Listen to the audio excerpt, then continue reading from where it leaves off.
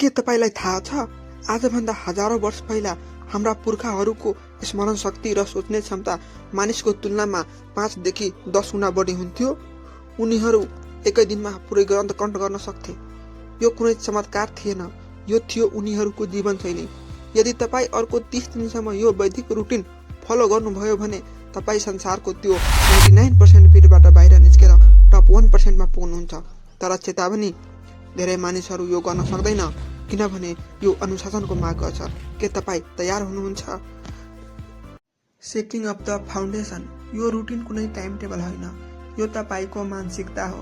पहिलो स्टेप हो तपाईँको लक्ष्यलाई कागजमा उतार्नु। वैदिक कालमा एउटा भनाइ थियो, जे लेखिन्छ त्यो सत्य बन्छ।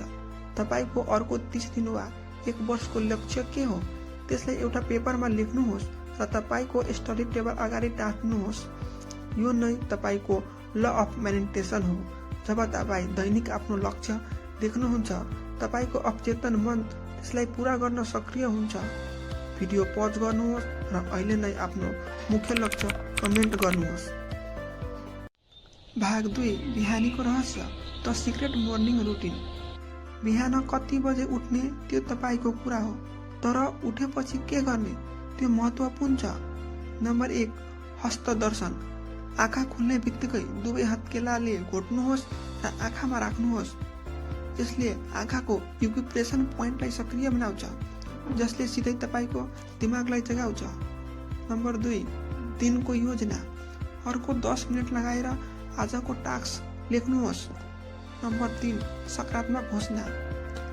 आफैलाई भन्नुहोस्, आज दिन मेरो लागि सर्वश्रेष्ठ हुनेछ। यो ल अफ एट्र्याक्सन हो। तपाईँको बिहानीको ऊर्जाले नै तपाईँको पुरा दिन तय गर्छ। भाग 3, कर्मयोग र इनर्जी करेन्सी। काम गर्ने बेला 2 कुरा याद राख्नुहोस्। Number 1, focus work. त्यो शिष्यको कथा सम्झनुहोस् जसले दियोको लै जलाएर बिस्तारै हिँड्यो। धेरै पढ्नुभन्दा पनि कति फोकस भएर पढ्नु त्यो ठुलो कुरा हो। कम पढ्नुहोस् तर दिमागमा बस्ने गरी पढ्नुहोस्। Number 2, energy currency. तपाईँको ऊर्जा पैसा जस्तै सीमित छ, यसलाई फिजुलमा खर्च नगर्नुहोस्। पढ्दा पढ्दै मोबाइल चलाएर भनेको आफ्नो इनर्जी लुट्नु हो, आफ्नो ऊर्जा बचाउ। भाग 5, रातको मन्त्र, the night routine and closing. अन्तिम र सबैभन्दा महत्त्वपूर्ण, सुत्नुभन्दा 30 मिनट अगाडि मोबाइललाई टाढा राख्नुहोस्। ब्लू रेजले तपाईँको निद्रा र दिमाग दुवै बिगार्छ। खाना र सुताइको बिचमा 3 घण्टाको ग्याप राख्नुहोस्। Task check.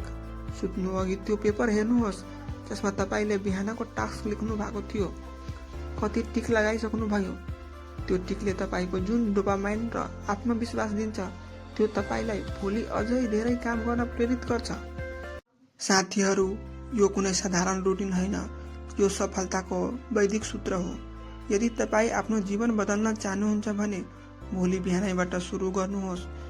यो भिडियो उनीहरूलाई सेयर गर्नुहोस् जसको तपाईँ साँच्चै भलो चाहनुहुन्छ। म तपाईँको सफलताको कामना गर्दछु। धन्यवाद।